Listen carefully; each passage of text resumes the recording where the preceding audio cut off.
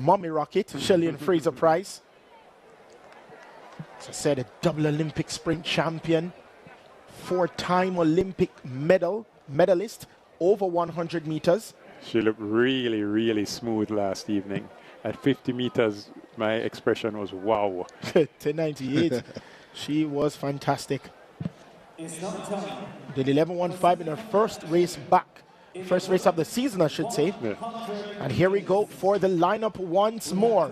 Lane number 1 from MVP Track Club, Janelle Smith. Very special talent from Wilmer's Trust High School for Girls. She has a gold medal from the Doha World Championships in 2019, where she ran the first leg of the 4x100 meters. Has been struggling with injuries. If you look at her right arm, you'll see that blue kinesio tape. So struggling with injuries, but even with the injuries, she's in the semifinals and has run 11.23 seconds in the heats to get here, hoping to get into the top 3 to guarantee herself a spot in the final. Lane number 2, Naisha Burgo. No, that's Tina Clayton. Tina Clayton in lane number 2. Two-time world under 20 100 meters champion. Hasn't got back to 10.95 form, but rounding into shape nicely. The second of 3 MVP athletes in this first semi-final. Lane number 3, Jodine Williams from Sprintec. Nobody should be happier for her than herself. 11:01, a brand new PB set last evening. She is already at her very best and expects to go sub-11 and be in the top 3. And lane number 4, Kemba Nelson from Elite Performance. Part of the 2022 4x1 silver medal team at Oregon, and 10.85 at her best, has gone up to 11.12 in qualifying. She's trying to round back into form, and she'll want to be in the final. Here in lane 5 from MVP Track Club, Natasha Morrison. Natasha Morrison won her heat yesterday. Her 11.12 positions her very well. That was a season best that she did yesterday. She knows that she is well positioned to be in the top 3 to guarantee herself a spot in the final. And in lane number 6, from a national champion from Elite Performance, Shelly and Fraser Pryce. Shelly and Fraser Pryce, 2-time Olympic gold medalist, multiple World Championship gold medalist over 100 meters, potentially her penultimate race over 100 meters locally in Jamaica. She has indicated that she wants to step away after this year, and she has gone as fast as 10.60. Gave us something to whet her appetites last evening with 10.98. All eyes will be on her. In lane number 7, from Sprintec, Ashanti Moore. Ashanti Moore, when she was at Hydel, she was their captain and did super for them at Champs. Now, on the professional stage, representing Adidas, and ran a time of 11.24 to get here. And lane number 8, that's Naisha Burgo. So, yeah, Naisha based on the lane Burgo. assignments, there was some switch.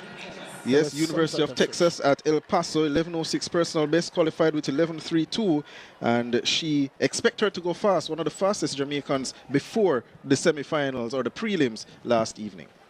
Came in with 11.06, I believe it was. Correct. Did not look near to that form in the heats yesterday. The crowd is literally buzzing. Watch for the top 3 viewers. Listen for the top 3. Those are the only ones who are guaranteed a spot in this evening's final. So just to clarify, Bruce, and help them understand, when there are 2 semifinals, it's a top 3 and the 2 next best times. Right. When there are 3 semifinals, it's a top 2 and the next best 2 times. Correct. So this is semifinal 1, the first and the penultimate semifinal of the women's 100 meters. Athletes on their mark, set position. And what kind of start does Fraser Pryce get? She gets the trademark bullet start. Also running well is Janelle Smith. Look at Shelly and Fraser Pryce streak away from this field. Janelle Smith is following her through. 10.90, the flash time. She's getting faster and faster. Let's see what that comes back at for Fraser Pryce. 10.91, positive 1.5. Super running. She grabs her teammate, Kemba Nelson. That was second, yeah. 11.04. Natasha Morrison steps up with 11.16. Business like. Come on now, Shelly, and break a smile. Well, Bruce, Shelly and Fraser Pryce, 3 weeks ago or 2 weeks ago, came to these days. It's going to get loud as the night progresses. So, from one Jamaican legend in lane 2 in heat 1 to another Jamaican legend in heat 2 in lane 2. Fraser Pryce bidding for a 5th world title at 100 metres, the 3rd fastest in history and the quickest woman in the world this year. Her longevity is staggering when you think she became the Olympic champion for the first time in 2008. Yes. She, you know what, I love just watching her and her energy. I know that face. He used to run against you and Thomas.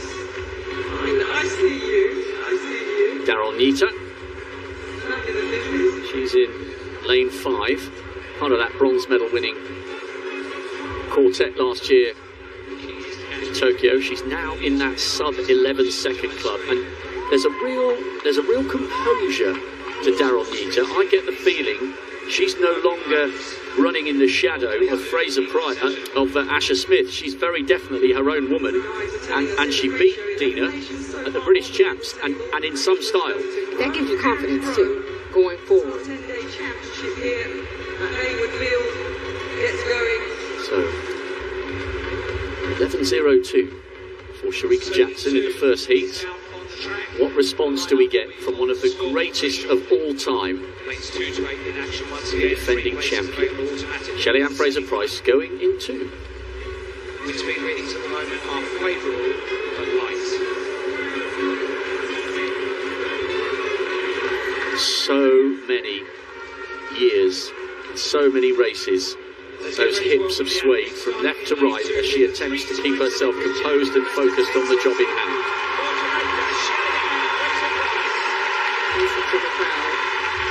That reception tells you not only are there a fair number of Jamaicans in the crowd, it tells you there's a huge amount of global respect for Fraser Pryce. She's in 2. G of China in 3. Clark of St Kitts and Nevis in lane 4. How many great sprinters have emerged since the days of Kim Collins? Daryl Nita, Olympic finalist last year, broken into that sub 11 second club and has done so again this year. Awolo of Sierra Leone goes in 6th. Lucan Kemper, season's best, winning the national title, former European bronze medalist over 200 metres. And outside her, Tanya Gaither, who may have taken some motivation from her compatriot Anthony Strawn, making it through from heat 1. Gaither was a world finalist over the 200 metres twice, in London and in Doha, now at the age of 29, just about at the peak of her powers. So watch for her trying to get one of the 2nd and 3rd place finishes if Fraser Pryce dominates, as she has done all the way through this season. The fastest woman in the world this year, the defending champion, an icon of our sport, will be far right of picture, lane 1 not being used in these 7 heats of the women's 100 metres. Fraser Pryce on the right in lane 2.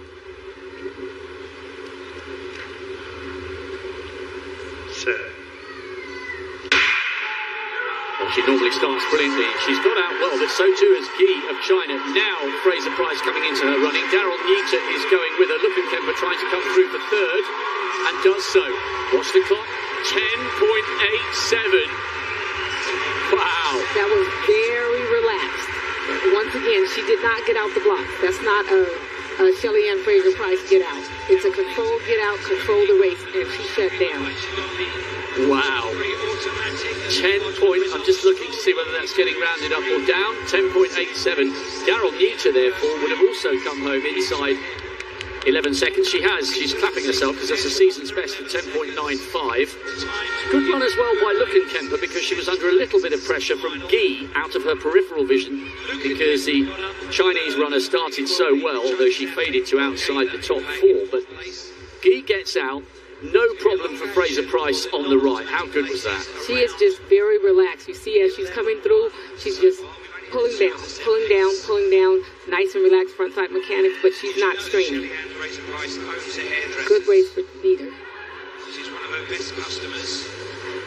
Now that's a controlled 1087. Watch her start. She works out. She's not concerned about that. She has the start. Now she's trying to work her finish. What you've been seeing her do all year is run some 200s to get some strength, because she's known to get out for 60, 65 meters.